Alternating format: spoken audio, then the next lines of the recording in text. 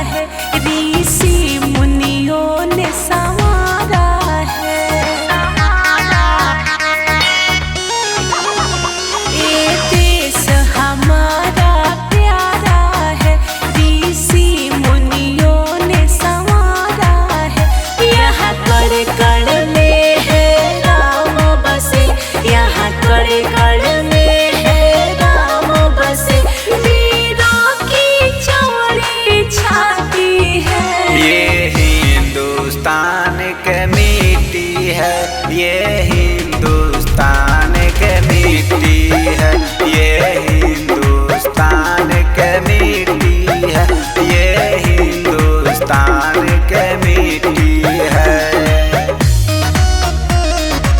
Music by Sawan Suhana.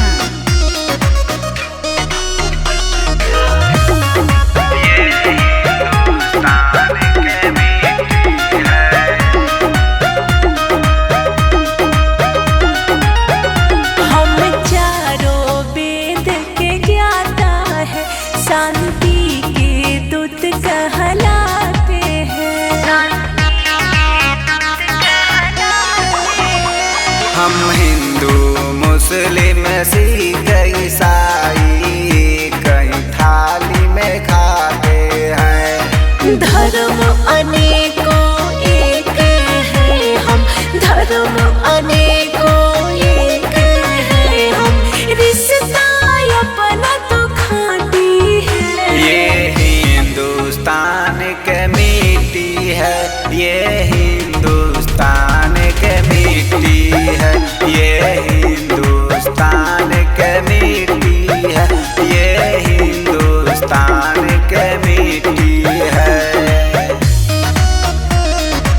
Music by सावन सुहाना।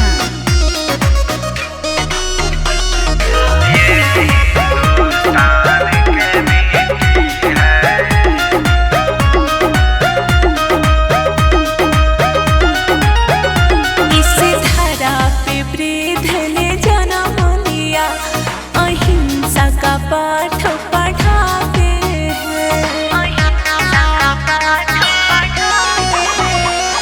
गीता उपदेश से कृष्ण हमें जीवन का मर्म सिखाते हैं। यहाँ मस्जिद से आजान उठे, यहाँ मस्जिद से आजान उठे, गुरुद्वारा गुरुवानी है।